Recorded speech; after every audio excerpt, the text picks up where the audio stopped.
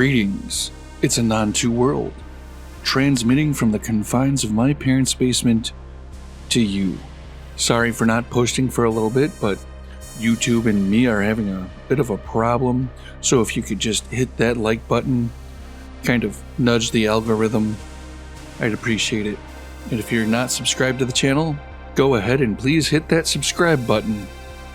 Today we're going to be talking about the psychological approach to understanding why MAGA people are the way they are.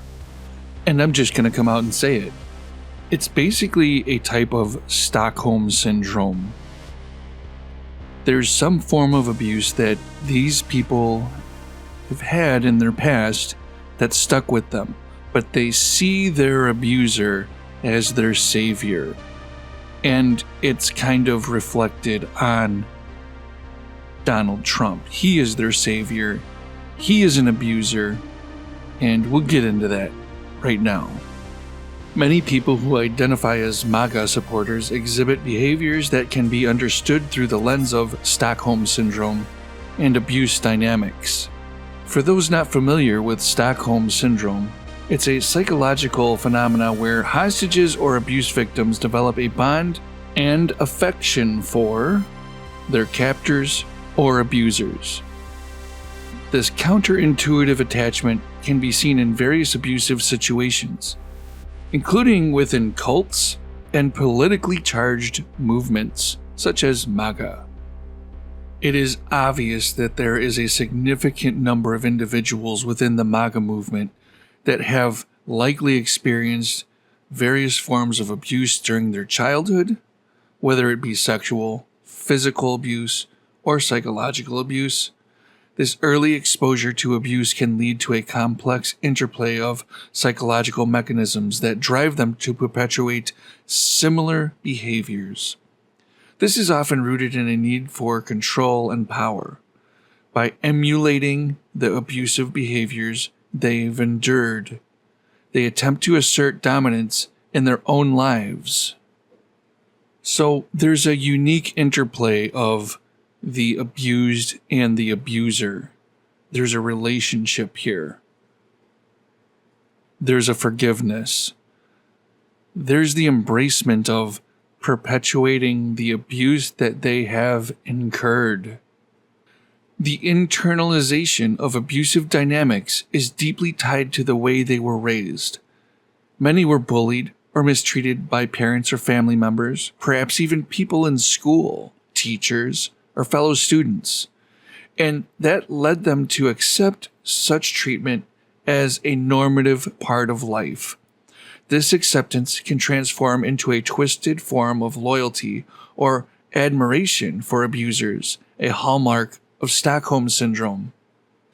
Think about what Trump, even during his previous election campaigns, was accused of and admitted. So the attraction to figures like the misogynistic pussy grabber can be understood as a manifestation of these internal abusive dynamics. These individuals see in such figures a reflection of the power dynamics they were subjected to and have come to internalize. It's coping with it and embracing it. Supporting such figures becomes a way for them to cope with their own trauma, projecting their experiences into a larger political stage. And I know some of this might be some crazy heavy shit that I'm talking about. And I've really got into psychology and the dynamics behind why people do the things that they do, and what they experience in their lives and how they're experiencing it. So as I continue on, let's just remember, these people are abuse victims, most likely. A lot of them are abuse victims, or they themselves are the abuser, and they see something within their God Emperor Trump that reflects them. But they are an abuser. They've become the abuser because they were also abused, and they perpetuate the abuse that they have received in their life. So by embracing their trauma, these individuals often fall in love with the very traits and behaviors that caused them pain. The paradoxical affection can lead them to becoming abusers themselves, perpetuating the cycle of abuse, just like I said. Their political and social ideologies become intertwined with their personal histories of trauma, creating a powerful and often toxic mix of loyalty and aggression. So when they want to start a civil war, when they try to overthrow the government, when they storm the Capitol, they mean it. The MAGA movement's roots are born from institutions that have historically perpetuated abuse, such as certain churches, cults, and various conservative groups. And those groups further have reinforced the dynamics of abuse. These institutions often fail to address or actively ignore the underlying issues of abuse within their ranks. There's a massive reason why they're always pointing to the other side and projecting and saying that the other side is guilty of what they themselves are guilty of. Saying that the cabal of the Democratic satanic pedophiles are trying to destroy the world. Yet, if you look at the Republican base and you look at the Republican politicians, isn't it them who are kind of the antichrist, who literally go against everything that their Messiah has asked of them? So the hypocrisy is glaring, with prominent figures being involved in scandalous behaviors that are brushed aside or even celebrated by their followers. From Newt Gingrich's infidelities to Matt Gaetz's alleged misconduct with a minor, the conservative establishment has often ignored or downplayed serious allegations against its members. This denial and selective morality contribute to a culture where abuse is normalized and it is even glorified. The followers, many of whom have unresolved trauma, find solace in this environment where their pain is mirrored and validated. It's the internal persecutor, always critical and unpleasant, always blames others for problems without ever offering a solution. It's subconscious, and it's part of the drama triangle of victim, rescuer, and persecutor. To MAGA, even though Donald Trump is an abuser, to them, he is their rescuer. The great pussy grabber. The only one that can defeat the vile communist Democrats. Trump made many promises, and he didn't deliver on any of them. The psychological cope is usually, again, to use the persecutor. Blame someone else for Trump's failings. They even push it farther with dehumanizing abuse of those who they do not identify with, including political outsiders of their cult. To further understand the MAGA cult, it requires a very deep dive into the dynamics of Stockholm Syndrome and the perpetuation of abuse and how that abuse starts. There's always a starting point.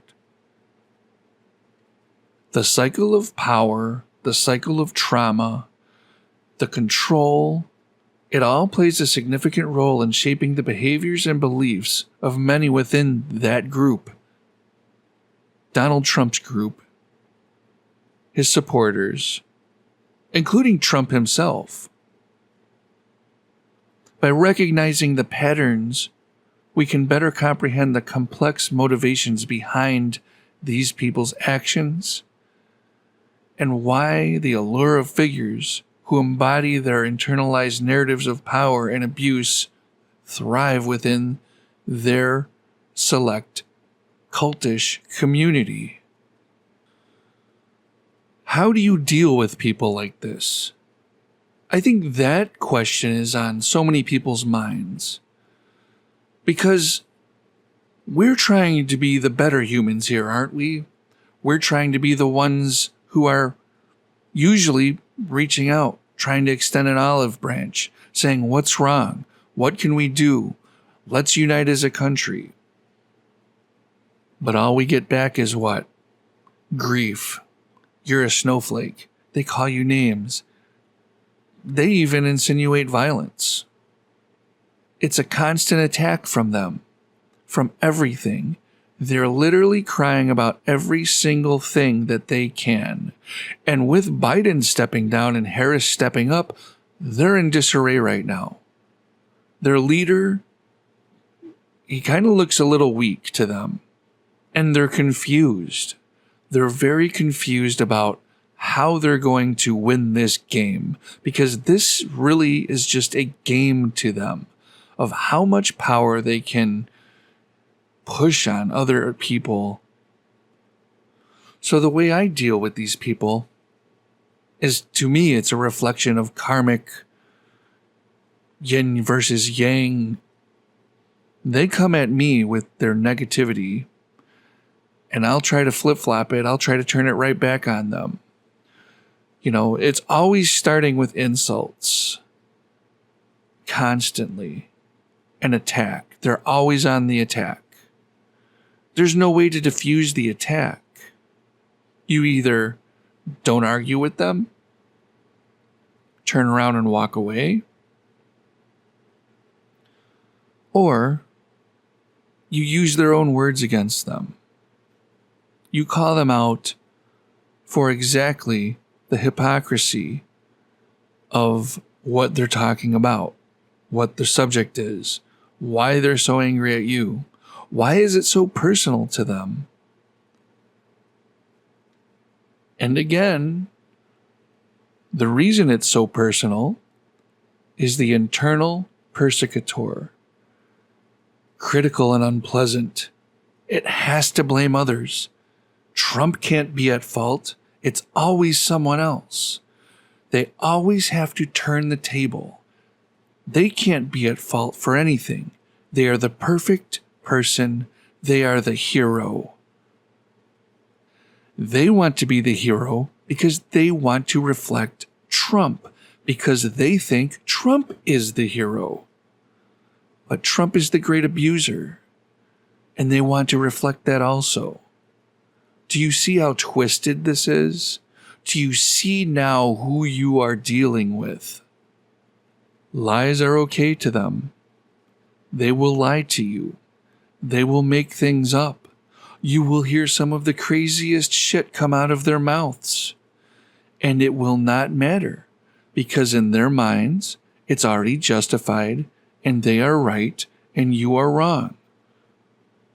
What I really want people to take away from this is to completely understand that you are dealing with a narcissistic person that believes in their mind that they are above you, that they have some kind of special gift of knowledge that you do not have, and they think that you are beneath them.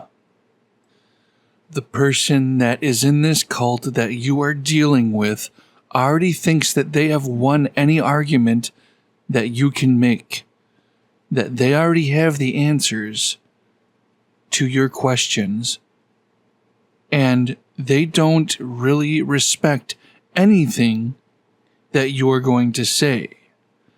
To them, you are what their entire movement is fighting against. You are their enemy. There is no common ground. There is no common sense. There is no critical thinking in what they say. They regurgitate the talking points of what they hear on their propaganda networks. They believe they have power over you, and they do not believe that you, in a lot of senses, are their equal. They believe, because they've been conditioned to do so, that you are subhuman to them. They've fallen prey to the dehumanizing tactics of the far right-wing channels that they watch, and they believe every single word of it because they are fueled by anger and hatred. And that's what you're up against. Anger and hatred, and someone who believes you to be their enemy. Maybe I'll make a video about how to properly talk to a MAGA supporter. And it's kind of gonna have to be stooping to their level. Talk down to them.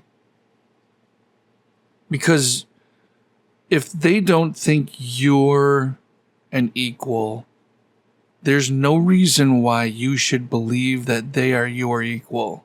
And that might sound evil, but it's karmic in a lot of ways. And I know we're supposed to be taking the high ground here, but psychologically speaking, they don't even understand where we are coming from when we say high ground, because they think they are better than us. They think they are that higher ground because they've been blessed with some kind of divine knowledge from their God Emperor, or even from their God themselves. And that's why they're so heavily invested in this. It's more than just political. It's religious.